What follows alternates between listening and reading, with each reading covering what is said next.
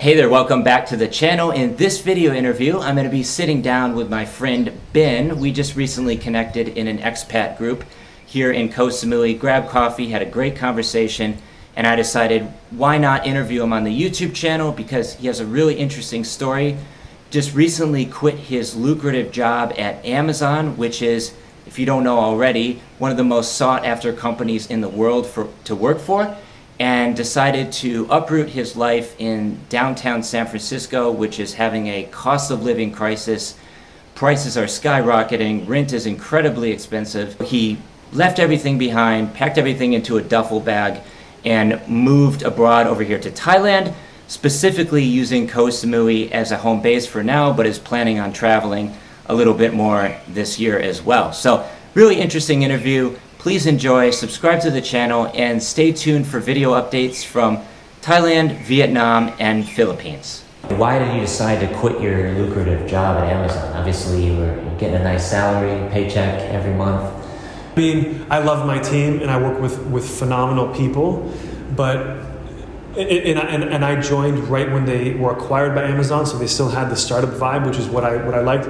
But as the time progressed, it slowly became more Amazonian. And I was about to transfer to another team and move down to San Diego, and then they halted the internal transfers because of all the layoffs. So all of a sudden, all the positions were closed. So I couldn't do an internal transfer. So I was locked into the current place. Inflation was creeping up. Amazon did not do an inflationary adjustment to the salary. In fact, they're firing more and more people. And so I was actually trying to interview with other startups, with other companies in the city. And I had a few final rounds, but unfortunately it fell through. It was just very competitive. You know, people getting laid off, it inflates the market with more and more competition. In today's video, I'm interviewing my friend Ben here. He has just recently moved from San Francisco to Koh Samui, and really look forward to speaking with him. So first of all, just to start off the interview, can you tell me a little bit more about yourself, your background, your hobbies, passions, these sorts of things? I'm originally from Los Angeles, from the US, and most recently I was living in San Francisco. I was working as a software engineer at Amazon. So I have a background in tech, and actually I studied business and computer science in college.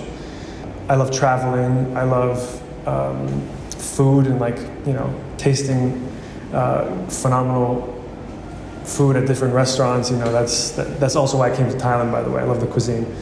But actually what I love doing on the side, one of my biggest passions is music. Mm-hmm. So I produce electronic dance music. And what inspired you to make the move from America over to Thailand? So I've actually been to Thailand twice.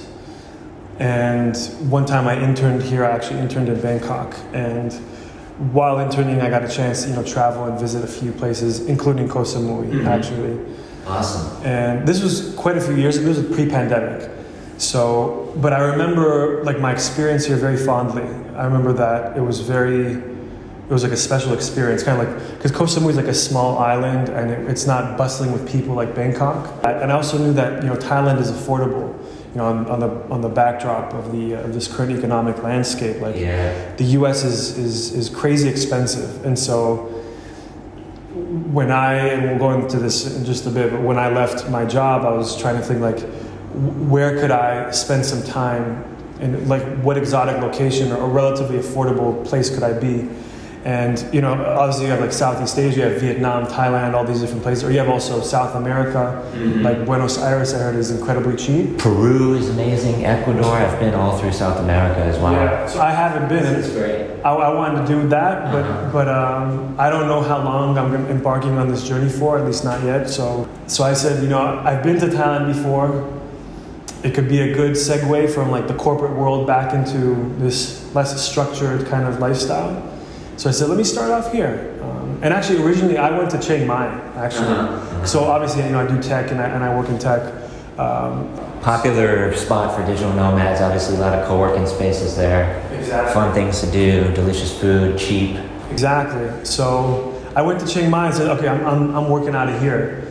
But then all of a sudden, there's this thing called burning season. Yeah. So within a few weeks, or within a few days of me being there, all of a sudden I started experiencing the pollution. So it's not fun. In fact, now actually Chiang Mai is like number 1, 2, or 3 in the world worst air quality cities. Exactly. So I actually had signed up for a co-working, co-living space there. And then some local friends or some local people started telling me, oh, like, are you aware of burning season? And I guess I didn't do my research. So they gave me credit, so I'm gonna have to go back to Chiang Mai eventually, but I knew that I don't wanna be there, and I made the right choice. If you look on, like you said, if you look right now, it's horrible. Yeah, in fact, I have friends in Chiang Mai, and a lot of them come down to the islands in southern Thailand or maybe Phuket just to avoid the awful pollution during these months. So I'm going for like 3 months. And why did you choose Koh Samui versus Phuket? Was there any particular reason for that? So Phuket, at least from what I know, I mean, I haven't actually been to Phuket, but from what I know, Phuket is a very like party-ish kind of place. And I think when I heard it's also kind of overrun with Russians. This is true. I don't have anything against Russians. Actually, I love Russians, but I don't want to be like in more of a party scene. I want, just like I said at the beginning. So there were a few different options. There was like Krabi, Koh Samui, Koh Phangan, and maybe even Koh Tao or something. But I based my decision off of like the co-working space. And I was looking around for different options and what had like the best. So actually, this specific spot, desk and chair, is also very close to this place called Meal Prep Samui. So for me, also food is very important. Having like high quality food in close proximity, and also like a gym. So there's like this triangular thing here that's all within close driving distance. Success Gym, desk and chair, Meal Prep Samui. So I said, let me just find a place around here to make life easier. So that's why I came here. And this area that you're in is Chaweng. So this is one of the more, it's kind of between Chaweng and Phuket. This is one of the more popular areas for expats, retirees, tourists. They come and centralize around here, and it's close to the airport as well. So that kind of is a nice segue into the next question, and that is, what was your cost of living in the U.S. compared to Thailand? Can you kind of give a little bit of a breakdown there? I was living in San Francisco, which is probably right now maybe the second most expensive city in the United States compared to maybe New York. At some point they're competing with each other, but now I think New York, just because of demand, is much higher now. I lived in a studio. Granted, a large studio, but a studio apartment, and it cost me $2,800 per month. And $2,800 was actually, that was with this promotion that the apartment complex had. They give you like 16 weeks for free, and it's just a way to kind of like lure you in, because they know once you sign up for like an apartment, then you're committed to the location, and then all of a sudden the rent price jumps up substantially, and that's what happened actually. So that's a good example of bait and switch. Exactly, Yeah. So by the time my lease was about to be up, all of a sudden they told me that to extend my lease, the price for the monthly price would be around like $3,700, which was obscene in my opinion. It was just completely out of control. It's just completely unacceptable, honestly. And that's on top of the crazy prices that you have in the grocery market. Just inflate everything bumped up by like at least 50%. So it was outrageous, and I just saw, even though I was making quite a bit of money as a software engineer at Amazon, I just felt like it seemed like my salary was decreased. I don't know, it was tough. So you're making a really, really good salary, about like $100,000 at least per year, and you're still just barely making ends meet living in downtown San Francisco. Well, I wouldn't say barely. Like, I did have extra cash on the side, but I also had a lot of student loans that I was trying to pay off.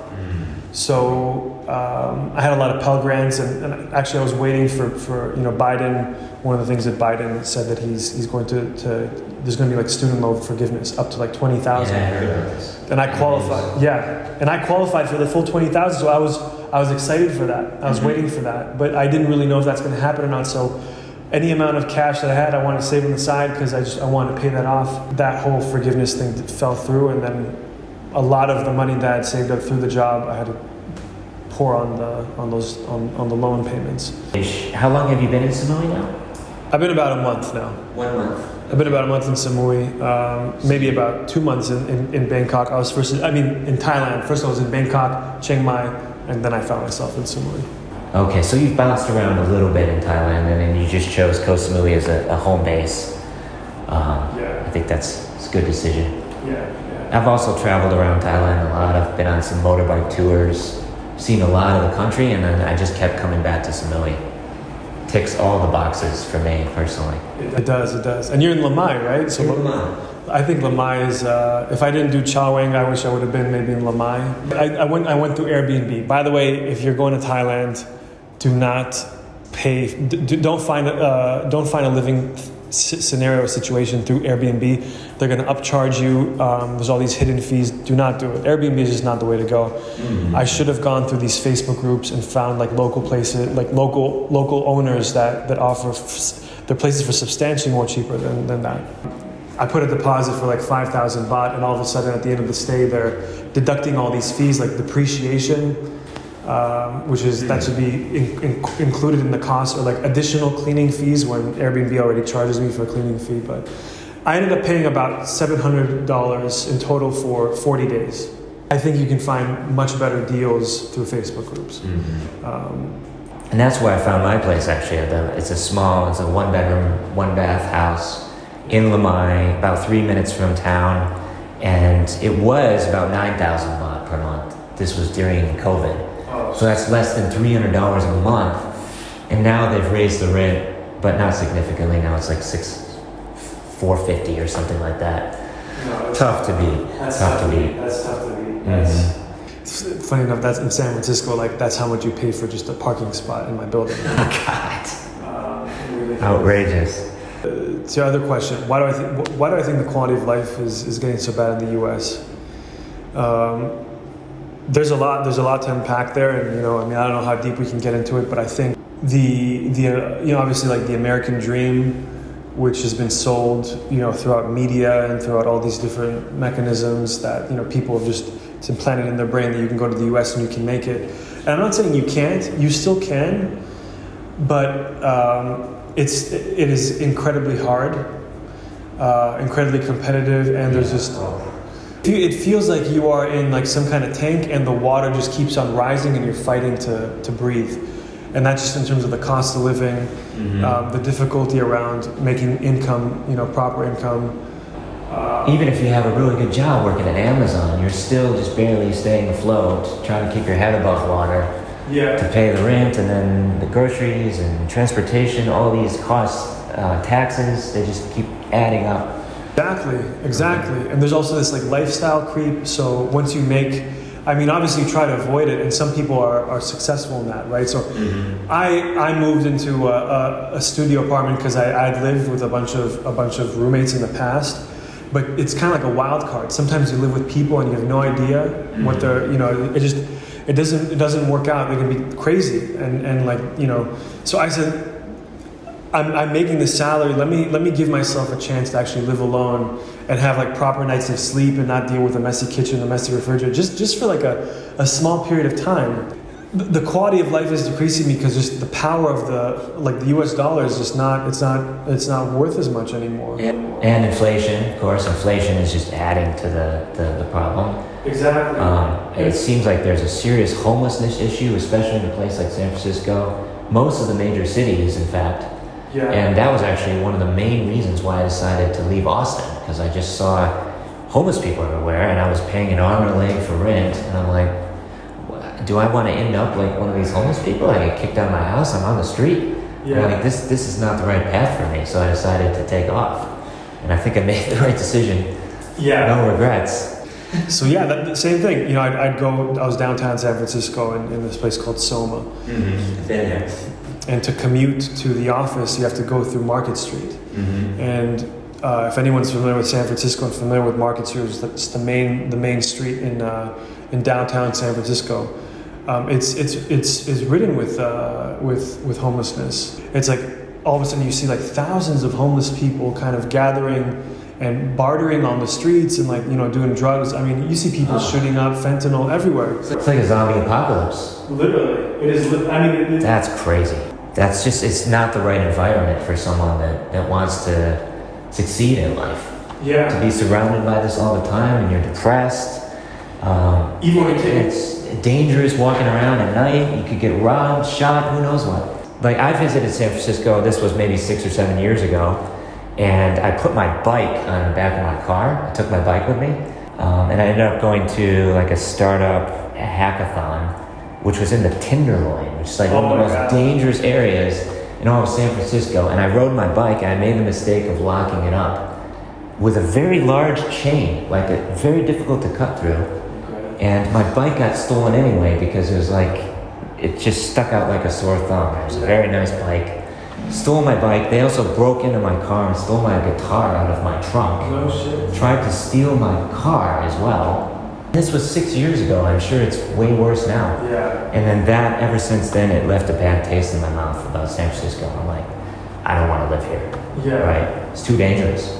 If you live in neighborhoods like Pac Heights or the Marina, for example, which are the nicer areas, and you have a lot of money, those areas are cleaner. Yeah. By the way, and I don't know, these are theories, but probably the city funnels a lot of like the homelessness. They get them away from those neighborhoods, because you just have very high-powered, influential people living. Nancy Pelosi or Gavin Newsom. They live in Pac Heights, so they have their huge mansions in there. So obviously they're probably doing whatever they can to keep those neighborhoods safe. But it costs an arm and a leg to live there.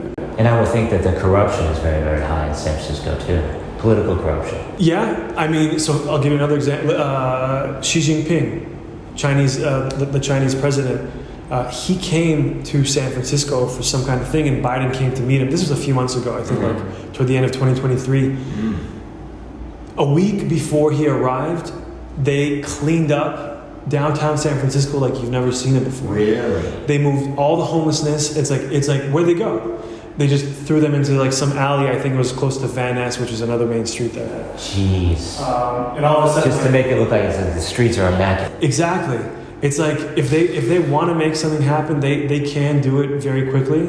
I came to a point where I said, like, is this a place that I want to plant roots in? Is this a place that I would want to build the foundation for my life and eventually maybe a family? Yeah. I don't know. It didn't seem like it, at least not with the current trajectory that I was in. Things could improve, you never know, but it's going to be a tough uphill climb, I think, to see dramatic improvement moving forward. I mean, if you're a startup founder and you raised a crap ton of money or you hit it big, then you can afford to like buy a really nice house But that's like the top 1-2% of people. Like, chances are you're not going to raise billions of dollars in startup capital. Exactly. Most likely. Why did you decide to quit your lucrative job at Amazon? Obviously, you were getting a nice salary, paycheck every month. Yeah. But why did you decide to move over to Thailand? I think the life that I had there was just not what I wanted for myself. A lot of my time was working at home because most of my team was actually working remote. I was working on a team that it was a startup that was acquired by Amazon. So most of the engineers, they were grandfathered in with permanent remote work. I was hired as an Amazonian, so I was required to move to San Francisco. But it just happened that I spent so much time just me in front of a screen, just for weeks on end. I go into the office 1 day a week, 1 or 2 days a week. They kept on ramping it up.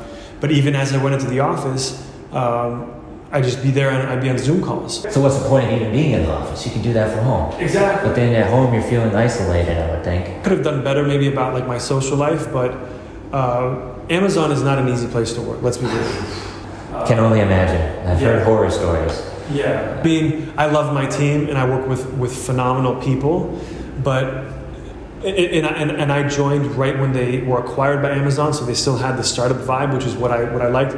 But as the time progressed, it slowly became more Amazonian. And I was about to transfer to another team and move down to San Diego, and then they halted the internal transfers because of all the layoffs. So all of a sudden, all the positions were closed.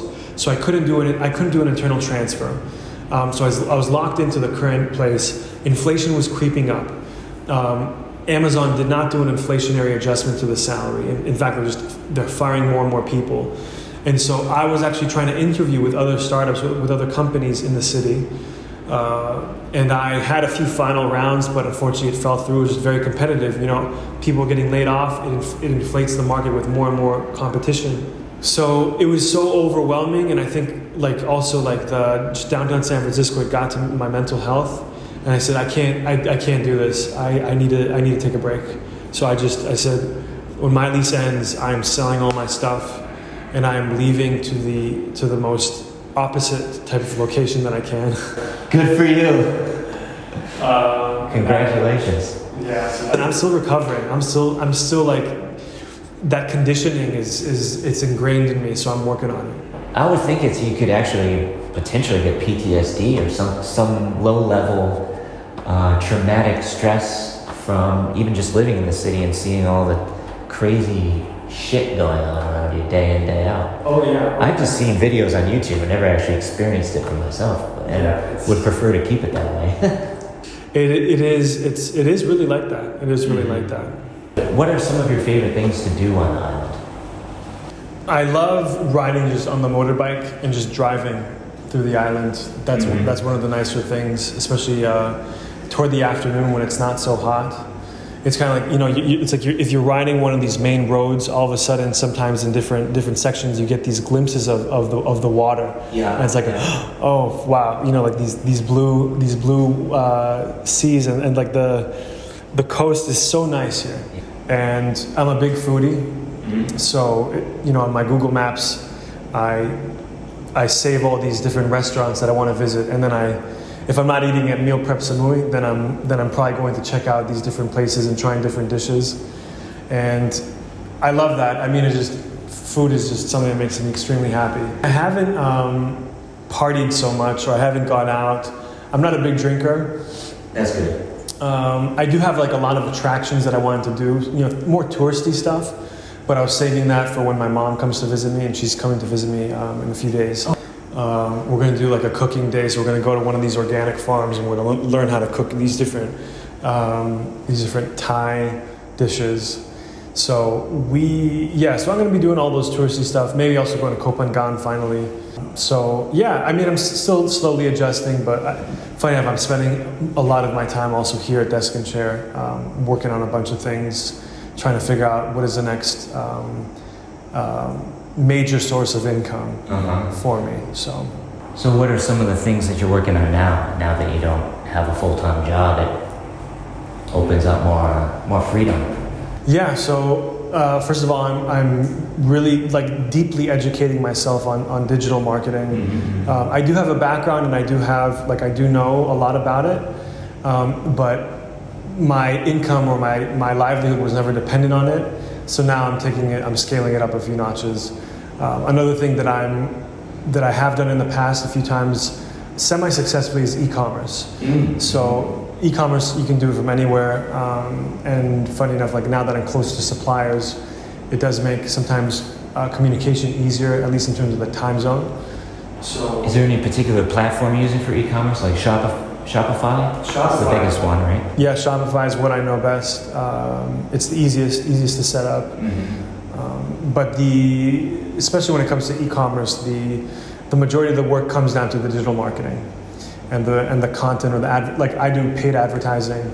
So mostly social media. Google is great too, but I haven't touched that yet. But so that requires a lot of like video marketing, video editing, and AI is actually AI is incredible. Like the different tools that allow you to like speed through a lot of the type of work. So that's what I'm doing pretty much. How do you maintain a healthy work-life balance? I think it doesn't really get enough attention, and it's something that we should talk about a little bit in this interview. Yeah. It's just having that work-life balance, so you're not working like 40 hours a week, since you don't have a full-time job anymore. You need that flexibility. I would say I'm still adjusting. So, you know, I've only been here for a few weeks, and it takes time to get your rhythm. Sure. So before you find that balance, and you know,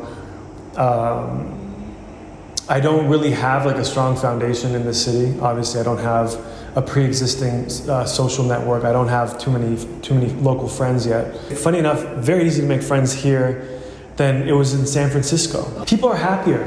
People are happier, and that's conducive to being more open and social. Yeah.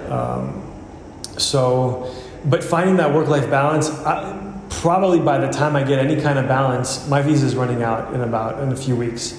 So I'm actually going to Vietnam next, and then I'm going to be reapplying for the E-visa, and then Oh, cool. coming back. Yeah, I'll be there as well in April and May. Yeah, exactly. So I don't know if I'm going to find a balance just yet.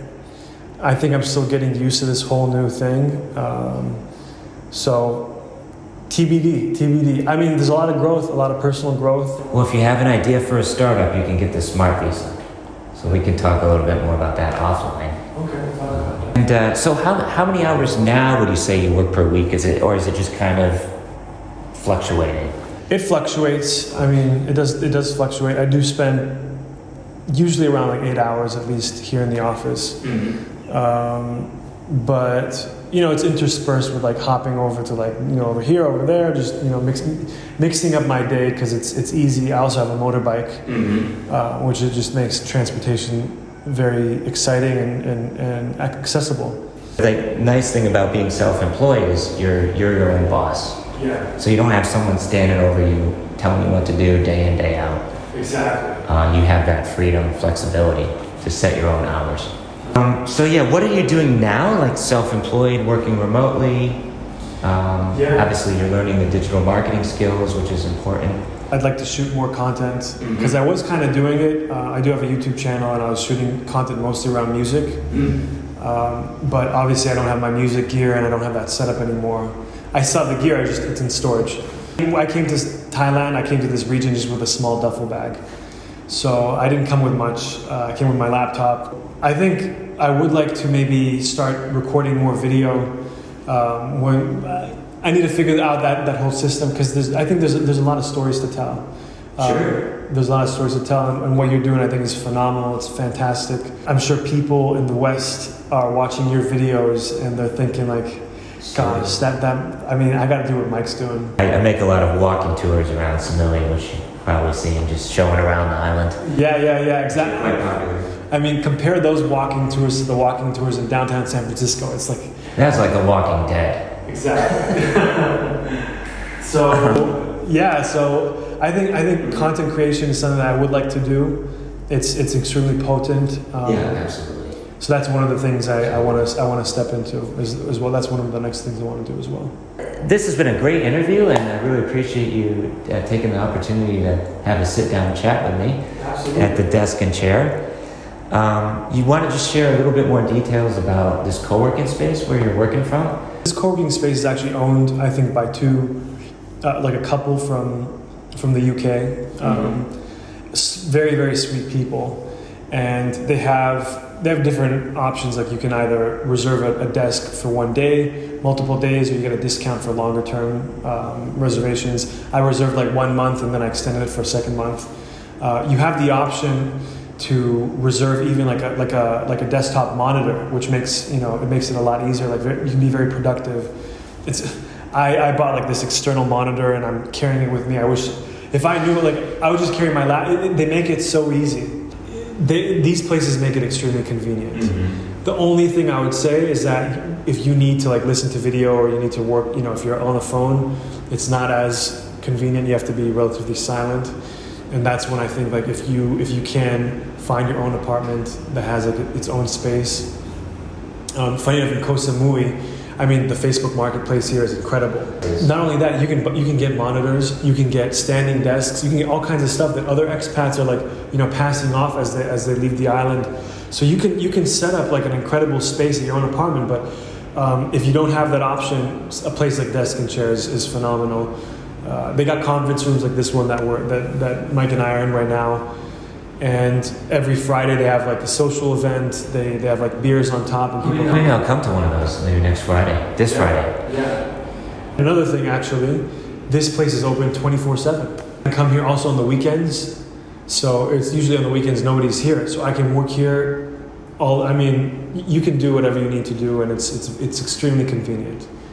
This is one thing that I kind of, I'm lacking in my house is I don't have a dedicated office space. It's just like an efficiency living room.